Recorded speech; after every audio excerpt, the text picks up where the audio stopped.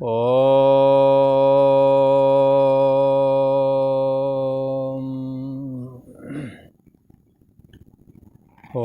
गुरु ब्रह्मा गुरु विष्णु गुरुदेव महेश्वरा गुरु साक्षात् परम ब्रह्म तस्मै श्री गुरवे नमः। योगेश्वर श्री कृष्ण भगवान की जय। ऐं सरस्वत्यै नमः। ओम शांति शांति शांति सुशांतिर्भवतु। पूर्व का प्रसंग चल रहा है। भगवान श्री कृष्ण कहते हैं, चातुर्वर्ण्यम मया सृष्टम गुणकर्म विभागसा तस्य कर्तारमपि माम विद्धि कर्तारमव्ययम्। भगवान श्री कृष्ण कहते हैं कि मैंने 4 वर्णों की स्थापना की। अच्छा, ये सनातन धर्म जो है ना, इसमें वर्ण और आश्रम की व्यवस्था दी गई है समाज को चलाने के लिए। ये वर्ण और आश्रम की व्यवस्था धर्म के आचार संहिता के अंतर्गत आती है। जैसे कि पहले हमने चर्चा की थी कि धर्म के 2 भाग हैं, एक आचार संहिता और दूसरा तत्वज्ञान। ये तत्वज्ञान तीनों कालों में एक जैसा रहता है। तीनों कालों में और चारों युग में ये तत्वज्ञान एक जैसा रहता है। और जो ये आचार संहिता है, ये आचार संहिता समूल नष्ट नहीं होती, बल्कि समय समय पर इसमें कुछ बदलाव आ जाते हैं। जैसे पहले जंगल में रहते थे, अब जंगल कट गए, रहने भी नहीं देते फॉरेस्ट वाले। साधुओं को संन्यास लेकर के जंगल में रहना होता था, पर अब नहीं है तो आश्रम में रहना पड़ रहा है। आचार संहिता बदल गई। आचार संहिता को हम वर्ण आश्रम की दृष्टि से कह सकते हैं, और तत्वज्ञान को जो उपनिषद में वर्णित जो ज्ञान है उसको तत्वज्ञान की दृष्टि से लेना चाहिए। और वही जो उपनिषदों का निचोड़ है वो गीता के रूप में कहा गया है। अच्छा, तो गीता में एक जगह ऐसा कहते भी हैं, सर्वोपनिषद गावो दोग्धा गोपाल नंदना पार्थो वत्सा सुधीर भोक्ता दुग्धम गीता मृत महत। भगवान श्री कृष्ण ने जो ये गीता सुनाई है अर्जुन को, और अर्जुन को सुना करके जो हमें सुनाया है, ये सुनाने के पीछे ये जितना भी ज्ञान है, भगवान श्री कृष्ण ने साफ और क्लियर कहा, ये उपनिषद का है। ये जो उपनिषद ज्ञान है, ये जो गीता ज्ञान है, ये ज्ञान धर्म के जो भाग 2 बताए हैं ना, उन 2 भागों में एक ज्ञान भाग और दूसरा तत्व ज्ञान। तत्व ज्ञान और आचार नहीं, एक तो धर्म के 2 भाग बताए ना, तो एक ज्ञान भाग है, उसी को तत्व ज्ञान कहते हैं, और दूसरा भाग है आचार संहिता। आचार संहिता के अंतर्गत आ जाता है वर्ण और आश्रम। और ये तत्व ज्ञान तो भगवान का स्वरूप है, धर्म का स्वरूप। इसलिए धर्म से विरत, योग से ज्ञाना, ज्ञान मोक्षप्रद, वेद बखाना। ज्ञान तो साक्षात भगवान श्री कृष्ण का स्वरूप ही है। और ये जो आचार संहिता है ये समय समय पर बदलती रहती है। जैसे तो किसी ने कहा ये आचार संहिता के अंतर्गत जो वर्ण और आश्रम की व्यवस्था सनातन धर्म में जो की गई है इसका क्या प्रयोजन है। और ये इतना बड़ा ये व्यवस्था किया तो भगवान को भी कर्तापन आना चाहिए। जैसे हम कुछ करते हैं हमारी छाती फूल जाती है और छाती ठोंक के कहते हैं कि ये काम हमने किया है, तो उनकी इस बात से उनका कर्तापन साफ जाहिर हो रहा है। ये कर्तापन जाहिर हो रहा है। पर भगवान श्री कृष्ण की क्या बात है, उन्होंने सारा जगत बनाया, उन्होंने जगत को चलाने के लिए धर्म की स्थापना की। उस धर्म के दो भाग हुए, एक तत्वज्ञान और दूसरा आचार संहिता। ये आचार संहिता ही सारा व्यवहारिक जगत है। ये आचार संहिता के अंतर्गत सारा व्यवहार आ जाता। तत्वज्ञान तो सीधा सीधा भगवान का ज्ञान स्वरूप विग्रह ही है, ऐसा समझना चाहिए। तो ये जो आचार संहिता है उसके विषय में थोड़ी चर्चा करते हैं। चातुर्वर्ण्यम मया सृष्टम, 4 वर्ण की व्यवस्था मैंने की। ठीक है भाई, कौन कौन है वो 4 वर्ण? ब्राह्मण, क्षत्रिय, वैश्य और शूद्र। बंधुओं, यहाँ ये ब्राह्मण, क्षत्रिय, वैश्य, शूद्र, ये चारों वर्ण जो दिए हैं ये समान हैं और ये एक ही ईश्वर से प्रकट भी हुए हैं। ये बात यजुर्वेद में आती है। ब्राह्मणोष मुखमासीद बाहु राजन्य कृतः पूरु तदस जद वैश्य पद्व्यागुं शूद्रो अजायत। ये चारों वर्ण परमात्मा से उत्पन्न हुए हैं, इसलिए इसमें कौन बड़ा कौन छोटा ये कल्पना ना करना चाहिए। एक नूर से सब जग उपजा, कौन भले को मंदे। किसको भला कहें, किसको खराब कहें, किसको गंदा कहें, ये ठीक नहीं है।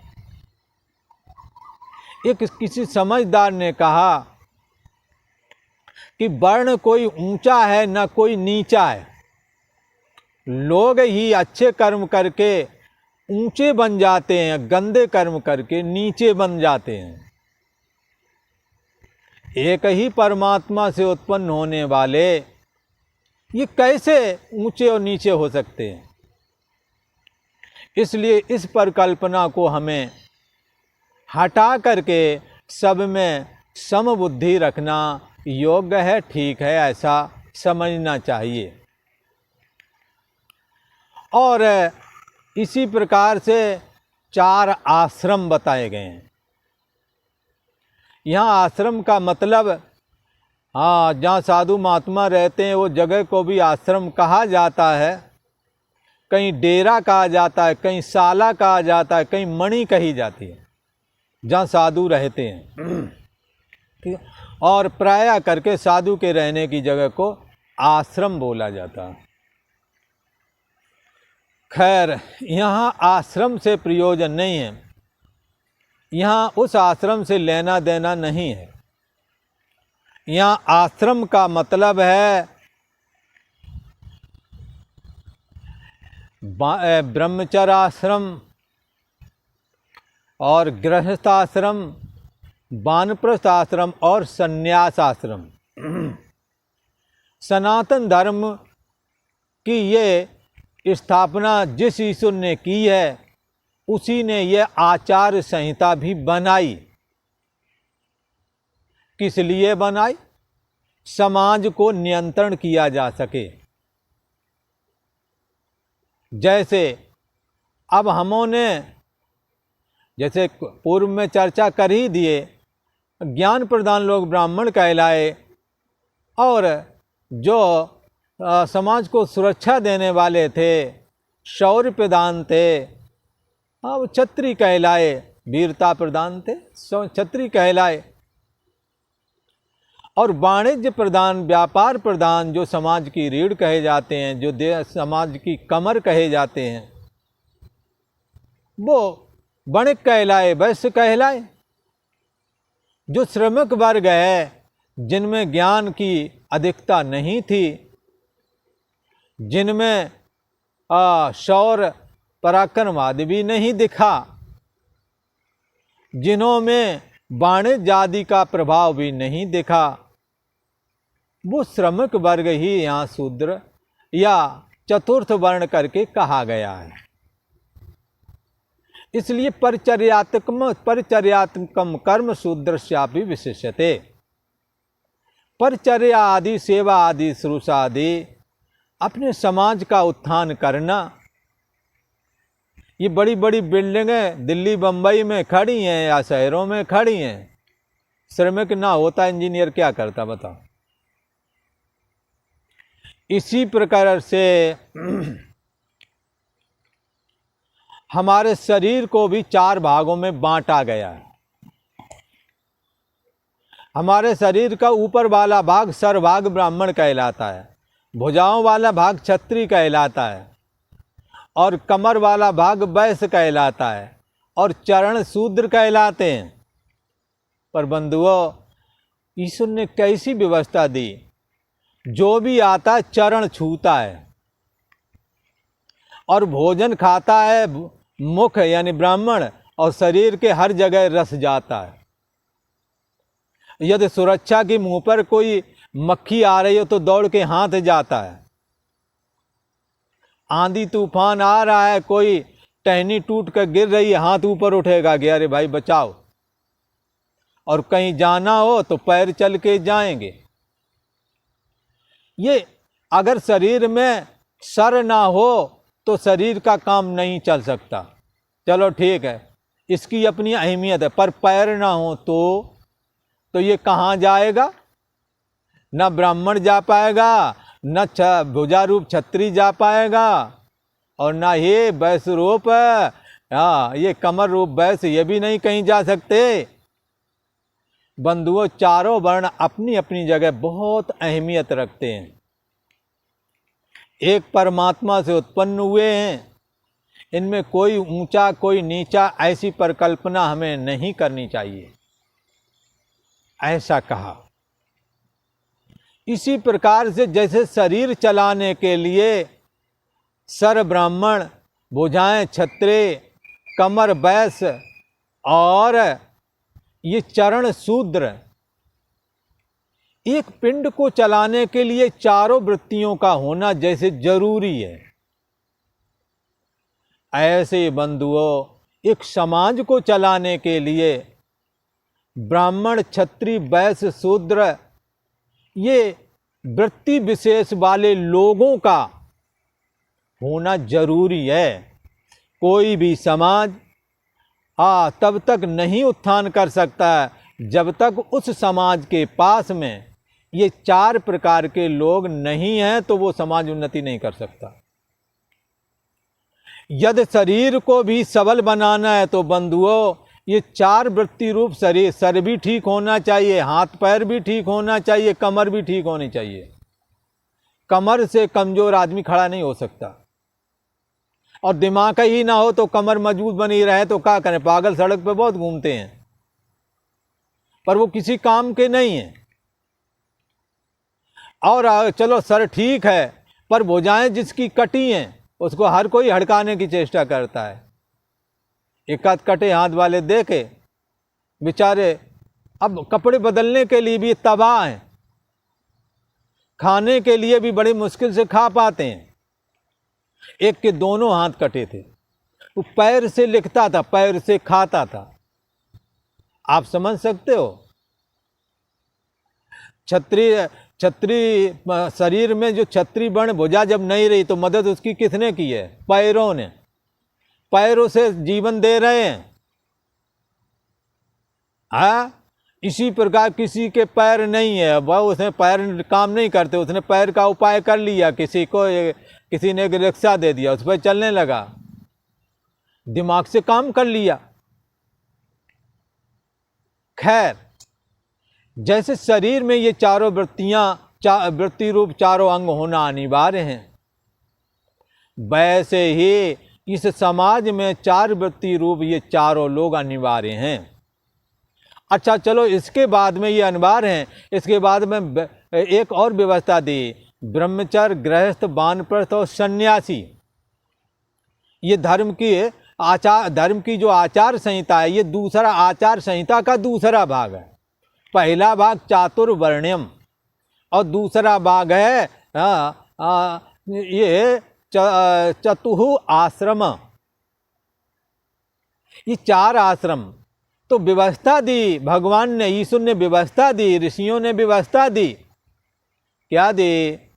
कि आप 25 साल तक ब्रह्मचर्य रहें, कोई भी हो, सबके लिए इस आश्रम में जरूरी है 25 साल तक बना रहे। कौन सी गड़बड़ी है? क्या इसमें गलत कह दिया है? 25 साल तक ब्रह्मचर्य रहोगे, शरीर और हड्डियां मजबूत हो जाएंगी। सप्तम धातु यदि 25 साल के बाद में उपयोग में लाई जाती है, तब तक हड्डियां काफी मजबूत हो जाती हैं और फिर वो घर गृहस्थी का जीवन जिए संयम पूर्वक तो 100 साल तक जाएगा। वरना बंधुओं, आज की तरह यदि देखें टीवी मोबाइल आदि के माध्यम से गलत सीन देख करके बच्चों का सप्तम धातु जो वीर है स्खलित होने की वजह से उनके शरीर और हड्डियों के और मांसपेशियों की संरचना जो होनी चाहिए जैसी वैसी नहीं हो पाती है, जिसके चलते उसका नुकसान उन्हें उठाना पड़ता है और 40 वर्ष के बाद में ही वो स्थिति हो जाती है जो 60 साल की होती है। तो इस करके ये धर्म ने व्यवस्था दी कि आपको ये रहना होगा ब्रह्मचर्य 25 साल का। यदि हमने इसका पालन किया, हमारा जीवन 100 वर्ष तक जाने की उम्मीद हो सकती है। इसी प्रकार जब वानप्रस्थ में आ गए बंधुओं, शरीर की अपनी आवश्यकताएं होती हैं, चाहे स्त्री शरीर हो चाहे पुरुष शरीर हो। आगे चल कर के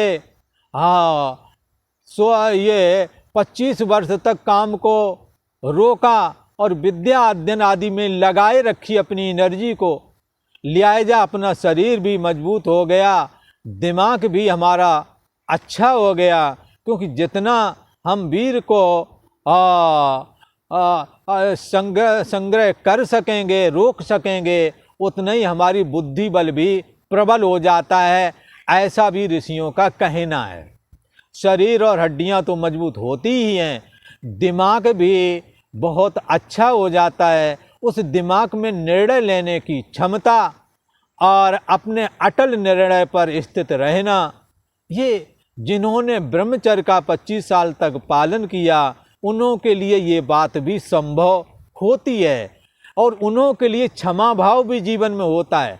पर जिन्हों का वीर क्षय जल्दी हो जाता है, वो क्रोधी स्वभाव के, थोड़ी मोड़ी बात को लेकर के गलत निर्णय ले लेना, मार धाड़ पर उतर जाना, अपना जीवन की हानि करना, दूसरों की भी जीवन की हानि कर देना, ये बात दर्शाती है कि सच्चे अर्थों में अभी इन्होंने ब्रह्मचर्य का सही से पालन नहीं किया, क्षमा भाव नहीं आया, क्रोधी स्वभाव हो गया, बात बात में लड़ने झगड़ने को तैयार।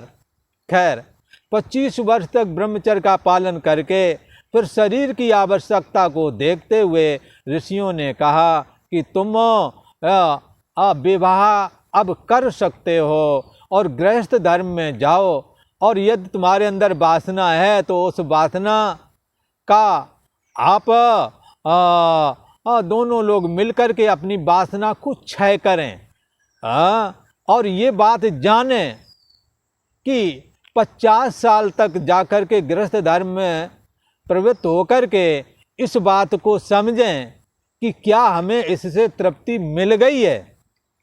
अगर मिल गई है तो, और नहीं मिल गई है तो इसका विचार कर लें। और शास्त्र ने तो कहा होए न विषय विराग, भवन बसत भा चौथपन, हृदय बहुत दुख लाग, जन्म गयऊ हरि भगत बिन। परमात्मा के चिंतन करने के लिए शरीर मिला है, पर प्रायः करके लोगों ने देखा कि काम की अग्नि बुझती नहीं है, इसे तो छोड़ना ही पड़ता है, यही एक उपाय है। ये आप किसी से मत पूछो, ये आप अपने दिल को टटोल कर, अपने मन को टटोल करके पूछो, क्या अब हमारे को आवश्यकता नहीं है।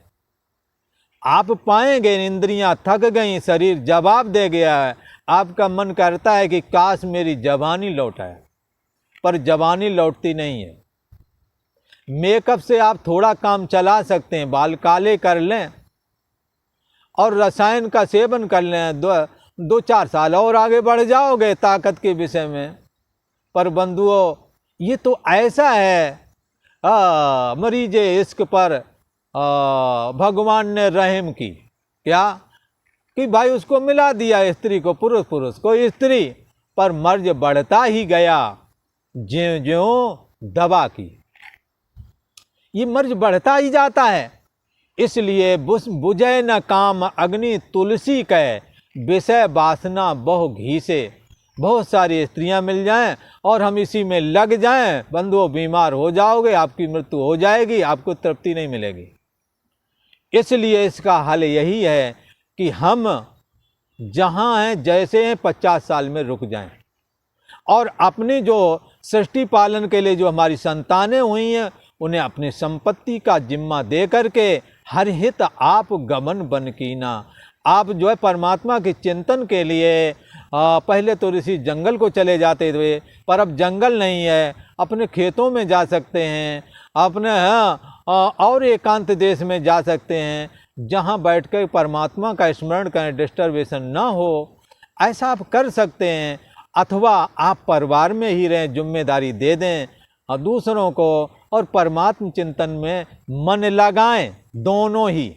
ये व्यवस्था दी है वानप्रस्थ की, ये ऋषियों ने, ये परमात्मा ने व्यवस्था दी सनातन धर्म में आचार संहिता के अंतर्गत। और फिर ये कहा कि कुछ समय तक वानप्रस्थ में रहें, यहाँ तक कह दिया कि 50 से 20 साल और कर लो, 100 साल की एज मानते थे पहले, पर बंधुआ अब 100 साल एज नहीं रह गई है। तो ऋषियों ने कहा तुम 20 साल तक वानप्रस्थ रहो और बाकी जितना भी जीवन शेष है उस शेष जीवन में संन्यास आश्रम में चले जाओ। उस संन्यास आश्रम में ये बताया जाता है तुम जब जन्मे थे तो तुम्हारा न तो शरीर था न शरीर के बांधव थे, तो अब आप ऐसा सोचो कि न तुम शरीर हो न शरीर के संबंधी तुम्हारे हैं, तुम आत्मा हो, तुम ब्रह्म हो। इस रहस्य को जानो। इसको जानने के लिए तत्वदर्शी गुरु के पास ही जाओ। तद विज्ञानार्थम सा गुरुमेवाभिगच्छेत। भला उसको जानने, इसको जानने के लिए श्रुति ने कहा, उपनिषद ने कहा, ये चौथे आश्रम वालों को देखो कैसे परिवार का बैलेंस बनाया। ब्रह्मचर्य में तुम्हारा जीवन खराब ना हो तो बांधा ब्रह्मचर्य में, फिर देखा अब आगे वासनाएं बढ़ रही हैं तो विवाह करा दिया, गृहस्थी में प्रवृत्त कराया। ये सनातन धर्म का आप देखो किस तरह से ये संतुलित कर करके समाज को मुक्ति तक ले गया है। फिर गृहस्थवाद में 50 साल के बाद कहा कि तुम दोनों मिलकर के भजन करो, है, और दोनों मिलकर के अपने चित्त को निर्मल बनाओ और संन्यास लेकर के मुक्त हो जाओ। देहाभिमान का त्याग कर दो। देह मैं नहीं हूं, देह के संबंधी मेरे नहीं है, मैं परमात्मा का हूं, परमात्मा मेरा है। ये ज्ञान संन्यास आश्रम में धारण करना है। इसके लिए क्या करना है? परिचलोकान कर्मचितान ब्राह्मणो निर्वेद मायान नास्ति कर्ता कृतेन तद विज्ञानार्थम स गुरुमेवाव गच्छेत। गुरु जी के ही पास में जाएं। तद विज्ञानार्थम स गुरुमेवाव गच्छेत समित पाणी श्रोत्रियम ब्रह्म निष्ठम। संन्यास लेने के लिए जिसने परम ब्रह्म परमात्मा को, बुद्धि देश का जो साक्षी है, महान आत्मा अंतर्यामी भगवान श्री कृष्ण का जो रूप है, जिसने जाना है और जिसको उसमें स्थिति लाभ प्राप्त हो गया है जान करके, जो वेद का पारदर्शी है, उसी के पास जावें और सर्वाधिष्ठान ब्रह्म मैं हूँ, सारे जगत का जो आधार है वही तुम्हारा आधार है, वो आधार सोहम अस्मि करके, वो अंतर्यामी आत्मा, वो परमात्मा जो बुद्धि देश के पीछे है, वो मैं हूँ, देह इंद्रिय मन बुद्धि आदि मैं नहीं हूँ। ऐसा संन्यास आश्रम में जानना प्रयोजन है। और देह और देह के संबंधी ना तो देह मैं हूँ ना देह के संबंधी मेरे हैं, ऐसा धारण कराना संन्यास आश्रम का प्रयोजन है। और जीव अपने कैवल्य निर्वाण को प्राप्त होवे, जिससे ये उत्पन्न हुआ है उसी में लीन हो जावे, यही प्रयोजन है। इसलिए जासे उपजा नानका लीनताई में हो, संन्यास आश्रम में जाकर के जिस परमात्मा से ये जीव उत्पन्न हुआ उसी में लीन करा देता है ये सनातन धर्म। ऐसे महान धर्म की स्थापना स्वयं ईश्वर ने की है। ऐसे सनातन धर्म, सत्य सनातन धर्म की जय।